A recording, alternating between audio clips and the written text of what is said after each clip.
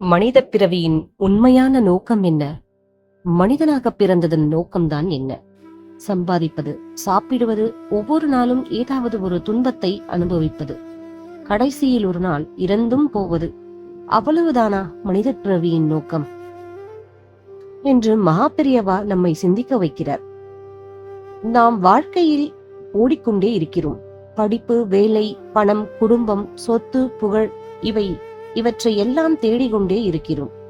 ஆனால் ஒரு நாள் நம்மை நாமே கேட்டு பார்க்க வேண்டிய கேள்வி, இதையெல்லாம் தாண்டி நான் ஏன் பிறந்தேன் என்பதுதான். மகா பெரியவா கூறுவது என்னவென்றால், மனித பிறவியின் உயர்ந்த நோக்கம் மறுபிறவி இல்லாத நிலையை அடைவதுதான். அதாவது இந்த வாழ்க்கையை வெறுத்து ஓட வேண்டும் என்பதல்ல, வாழ்க்கையை விட்டு விலக வேண்டும் என்பதும் அல்ல. மாறாக வாழ்க்கையின் உண்மையான அர்த்தத்தை புரிந்து கொண்டு பற்றுகளிலிருந்து மனதை மெதுவாக விடுவிப்பதுதான். மகா பெரியவா ஒரு அழகான உதாரணத்தையும் சொல்கிறார். மற்ற உயிரினங்கள் பெரும்பாலும் தரையை நோக்கியே வாழ்கின்றன. ஆனால் மனிதன் மட்டும் நிமிர்ந்து நிற்கும் உயிரினம். இதற்கு ஒரு ஆன்மீகமான அர்த்தத்தை அவர் காட்டுகிறார். மனிதன் உடலால் மட்டும் நிமிர்ந்து நிற்பதற்காக இறைவன் அவனை படைக்கவில்லை. அவன் மனதாலும் மேல் நோக்கி வளர வேண்டும். கீழ் நோக்கி செல்லும் வாழ்க்கை என்றால் பணம், ஆசை, கோபம், பொறாமை, போட்டி, அகங்காரம் இவற்றிலேயே சிக்கிக்கொண்டு வாழ்வது. ஆனால் மேல் நோக்கி வளரும் வாழ்க்கை என்றால் ஞானம், பக்தி, கருணை, சுய கட்டுப்பாடு, இறை நம்பிக்கை, பற்றின்மை ஆகியவற்றை வளர்த்துக் கொள்வது. அதுதான் மனித பிறவியின் சிறப்பு. இன்னொரு முக்கியமான விஷயத்தையும் மகா பெரியவா குறிப்பிடுகிறார். விலங்குகளுக்கு இயற்கையாகவே தங்களை பாதுகாத்துக் கொள்ள தேவையான பல திறன்களை இறைவன் கொடுத்திருக்கிறார். ஒரு பறவைக்கு பறக்க தெரியும், ஒரு மிருகத்திற்கு ஆபத்தை உணரத் தெரியும். ஆனால் மனிதனுக்கு இறைவன் கொடுத்திருப்பது பகுத்தறிவு.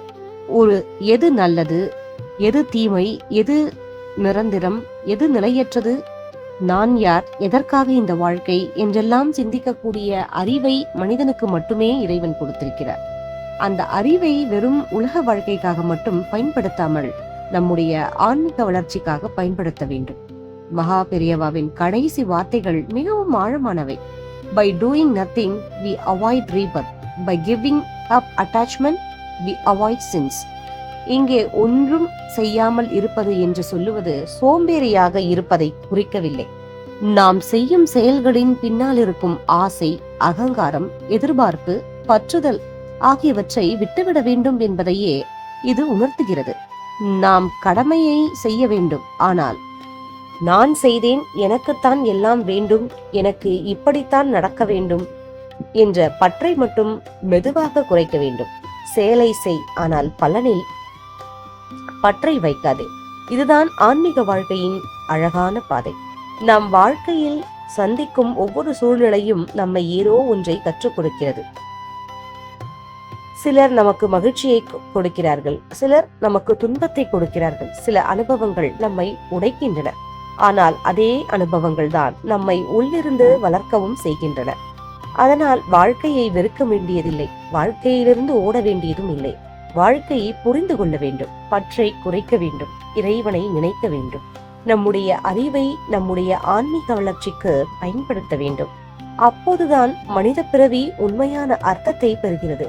மகா பெரியவாவின் இந்த அருள் வாக்கை இன்று ஒரு முறை நம்முடைய மனதில் கேட்போம். நான் ஏன் பிறந்தேன்? இந்த ஒரு கேள்வி உண்மையாக நம் உள்ளத்தில் எழுந்துவிட்டால் அதுவே ஆன்மீக பயணத்தின் முதல் படியாக இருக்கலாம். வாழ்க்கையை வாழுங்கள், ஆனால் பற்றில்லாமல் வாழுங்கள்.